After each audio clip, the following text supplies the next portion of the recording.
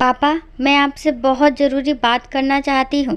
Mummy आप भी आओ ना, कहते हुए रिद्धि माँ को किचन से लेकर आती है और सोफे में बैठा देती है। दोनों को साथ बैठाकर कहती है कि मेरा ग्रेजुएशन पूरा हो गया। आपको एक बात बताना चाहती हूँ, वो ये कि आपके मित्र मोहनलाल के लड़के असीम को मैं अपना जीवन साथी बनाना चाहती हूँ। वो भी आज अपने पापा से बात कर लेंगे। अच्छा, तो ये बात है। शांतिलाल जी खुश होते हुए बोले, बेटा हम खुद ही ये सोचते थे कि हमारी दोस्ती रिश्तेदारी में बदले। ईश्वर की भी आज मंजूरी मिल गई लगता है, पर सिद्धि के लिए भी लड़का देखना है, क्योंकि तुम दोनों के हाथ पीले भी एक साथ करना है। जैसे एक साथ दुनिया में आई, साथ साथ पढ़ी, वैसे ही साथ साथ ससुराल भी जाओगे। कहाँ है हमारी बिटिया रानी सिद्धि? आवाज़ लगाते ही सिद्धि अपने कमरे से आती है। जी पापा जी बताइए, कहते हुए पापा के पास बैठ जाती है। बेटा रिद्धि ने तो अपने लिए वर चुन लिया है, अब तुम बताओ तुम्हें भी कोई पसंद हो तो? नहीं पापा, आप जिसे पसंद करो उसी से शादी कर लूँगी, पर मुझे फैशन डिज़ाइनर का कोर्स करना है। सिद्धि बोली, कोई बात नहीं बेटा, वो तुम कर लेना, पर मैं तुम दोनों बहनों की शादी एक साथ ही करूँगा, आखिर जुड़वा हो। दोनों मोहनलाल से मिलकर रिद्धि का रिश्ता तय करने के बाद सिद्धि के लिए लड़का देखना शुरू कर देते हैं। रिद्धि सिद्धि शांतिलाल जी की दो प्यारी जुड़वा बेटी है, जिनमें उनकी आत्मा बसती है। उनके पैदा होने के बाद ही उनका कारोबार भी चमक गया था, इसलिए इन दोनों को वो लक्ष्मी मानते हैं अपने घर की। शहर के अनाज व्यवसायी के इकलौते लड़के का रिश्ता सिद्धि के लिए आता है, जिसका नाम आशीष होता है। उससे सिद्धि का रिश्ता तय कर दी जाती है। धूमधाम से दोनों बेटियों की शादी हो जाती है। दोनों अपने अपने घर में बहुत खुश हैं। इधर शांतिलाल का घर बेटियों के जाने से सूना हो जाता है, पर क्या करे, बेटियां तो पराई होती है, कभी कभी मिलने आती रहती है। एक दिन सिद्धि के ससुर जीवनलाल जी फोन करके कहते हैं कि शाह जी, बिटिया की गोद भराई की तैयारी कर लो जी, खुशखबरी है।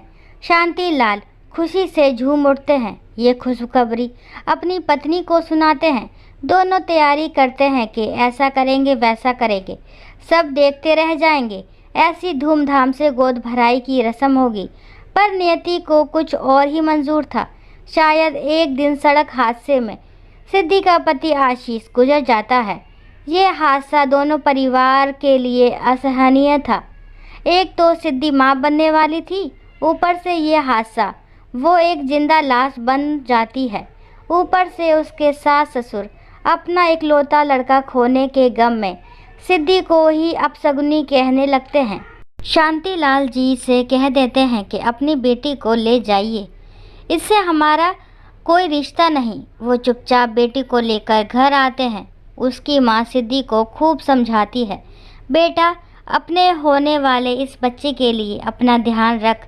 पर उसे तो जैसे कुछ भी अच्छा नहीं लगता, कुछ होश भी नहीं रहता।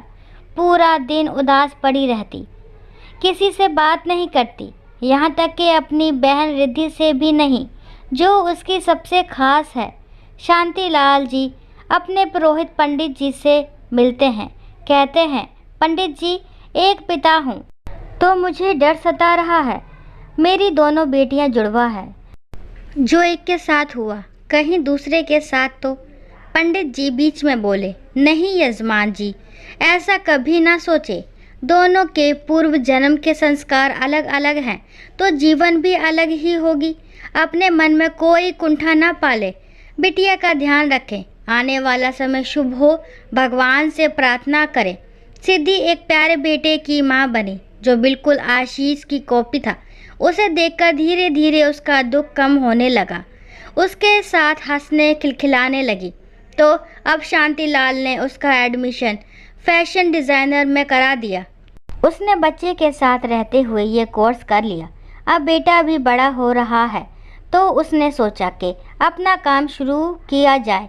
तो सिद्धि कलेक्शन के नाम से अपने छोटे से काम की शुरुआत की।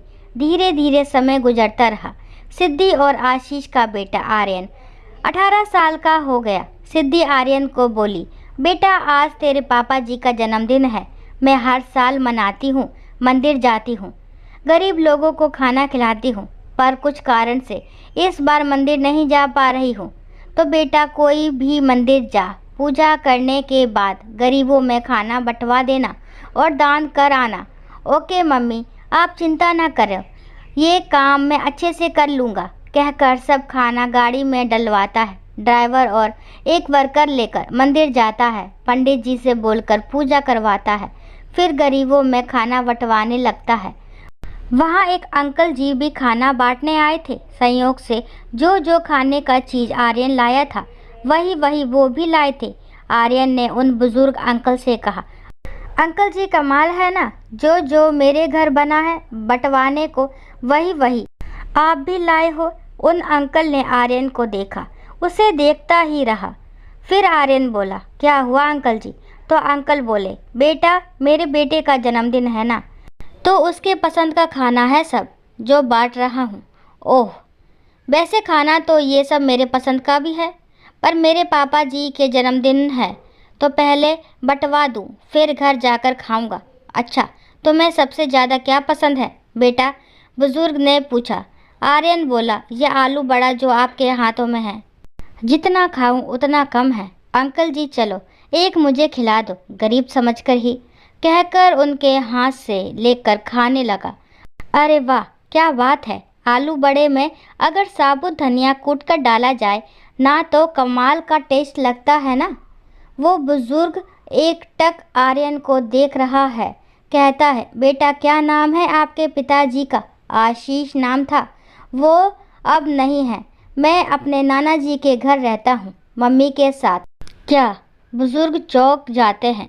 तुम्हारी माँ का नाम क्या है? सिद्धि नाम है मम्मी का, आर्यन कहता है। बुजुर्ग झटके से उसे सीने से लगा लेता है और कहता है, तभी तो तुझे देखकर ऐसा लग रहा था जैसे अपने आशीष को देख रहा हूँ। ऐसा लग रहा है जैसे छाती को शीतलता मिल रही हो। तुझे सीने से लगा कर कहकर रोने लगे और उसे सीने से लगा ही रखे थे, अलग नहीं होने दे रहे थे। आर्यन ने पूछा, अंकल जी क्या हुआ आपको? अंकल मत बोल बेटा, मैं तेरा दादा हूँ। दादाजी बोल चल, पहले अपनी दादी से मिल ले, आलू बड़े जी भर के खा ले, फिर हम सब तेरे नाना के घर जाएंगे, कहकर जीवन लाल जी उसे अपने घर ले गए। अपनी पत्नी से बोला, शोभा देख तेरे आशीष को लाया हूँ। उसकी पत्नी ने पूछा, क्या कह रहे हो? उसने सब बात बताई। उसकी पत्नी अपने पोते को गले लगाकर रोने लगी। बेटा मुझे माफ़ कर दे, तेरे दादाजी के कारण तेरी माँ को छोड़ दिया था, माफ़ कर दे। जीवन लाल बोले, ये नहीं, इसकी माँ से माफ़ी मांगनी पड़ेगी। चलो चलते हैं शांति लाल जी के घर। आर्यन दादा दादी दोनों को ही लेकर घर आता है। माँ बेचैनी से इंतज़ार कर रही होती है। कहाँ रह गया था तू बदमाश? मैं भूखी प्यासी तेरा इंतज़ार कर रही हूँ। माँ दादा दादी के पास चला गया था। ये देखो तुझे मनाने आए हैं। अपने सास ससुर को देखकर आंचल सर पर रखकर प्रणाम करती है। जीवन लाल जी कहते हैं, मेरे आशीष को लौटाने के लिए मैं खुद तेरा पैर पड़ूं तो कम है। बेटा मुझे माफ़ कर दे, चल अपने घर। अब मैं अपने बच्चे के बिना नहीं रह सकता। आत्मा को सुकून मिल गया इसे देखकर, अब चैन से मर सकूंगा। नहीं बाबूजी, मरने की बात ना करें, आपका पोता है, आपका पूरा अधिकार है इस पर। जो आप चाहो वही होगा। जीवन लाल जी आर्यन को सीने से लगाते हैं, कहते हैं, इतना सुकून मिल रहा है तुझे सीने से लगाकर, जैसे आत्मा तृप्त हो गई हो। शोभा कहती है, हाँ, जैसे आशीष को लगा के मिलता था। दोस्तों आशा करती हूँ ये कहानी आपको पसंद ज़रूर आई होगी। अगर कहानी पसंद आती है तो प्लीज़ मेरे चैनल को लाइक शेयर सब्सक्राइब करना ना भूलें। और इस कहानी के बारे में आपका क्या विचार है कमेंट बॉक्स में ज़रूर बताएं।